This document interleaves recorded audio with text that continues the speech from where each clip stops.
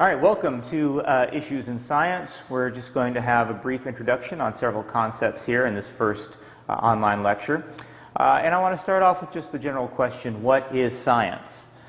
And the definition I'm going to use might be a little bit different than what we use in common everyday speech, but this is the way scientists think about science, and I want to distinguish natural science from other types of science like social sciences, which is really not what this course is about.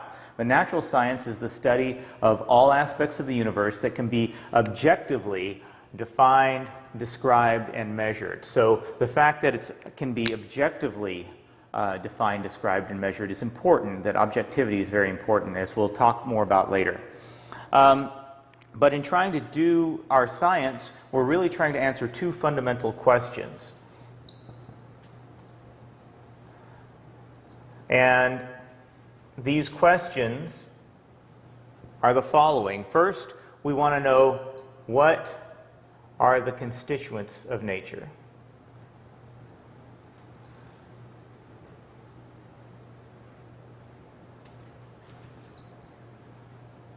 What's the universe made up of? What kind of things? Particles, energy, photons, things like that. We want to know what's inside the universe, and that's one of the fundamental questions we're trying to answer. The second question we try to answer is what laws and principles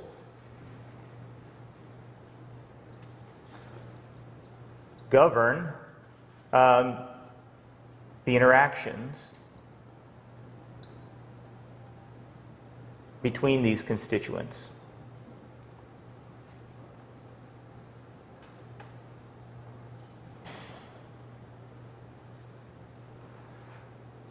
So we want to know what are some laws and principles that are going to tell us how the particles interact.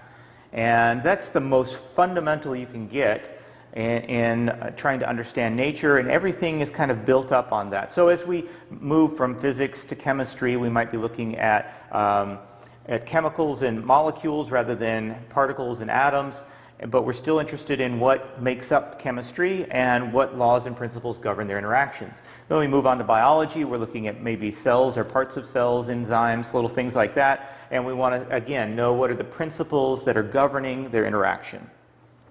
So, to answer these two questions, we try to do three things. We're looking at interpreting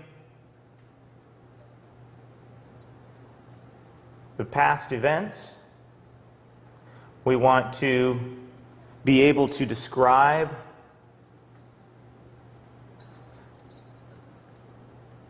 present interactions.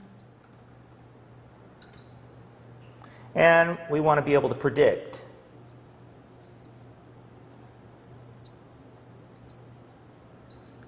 future observations. And so science is concerned with all three of these. We're looking at the past, the present, and the future.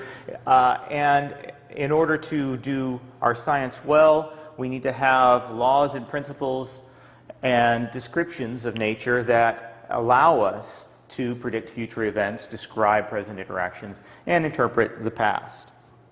Okay, so when we are putting all these things together, we try to find general principles, or what we call theories. So one of the main goals of science is we're trying to build general theories. And that's going to tie everything together and hopefully find out how lots of different separate laws and principles and descriptions of nature all unite together. And that's, again, one of the major goals of science. So, a couple other definitions here. First of all, when we talk about applied science or technology, it's a little bit different. You're looking at a different question here. We're trying to use science research to accomplish a specific task. And so that's a difference between natural scientific basic research in natural science and applied science or technology.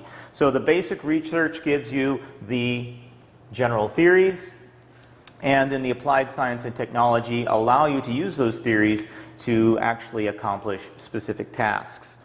Now, how do we do all of this in practical ways? How do we gain this knowledge that we're after and solve these problems we're trying to solve? Well, it's all tied into something called the scientific method. I'm sure you've heard of this before. This is a process of gathering reliable information about the natural world. And it's based primarily, though not exclusively, on something called inductive reasoning, which we'll talk about in the next lecture. And it's very important that this information is reliable. It's not just something that will work once. Hopefully it will continue to work over and over again. That's part of the predicting future observations part.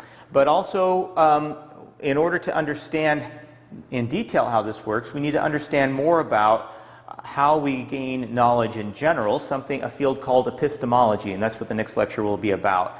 And we'll take a little sidetrack into epistemology and find out what inductive reasoning is all about and how it differs from other types of reasoning. So that's it for the first lecture. And be sure to watch the next one on epistemology. How do we know what we know?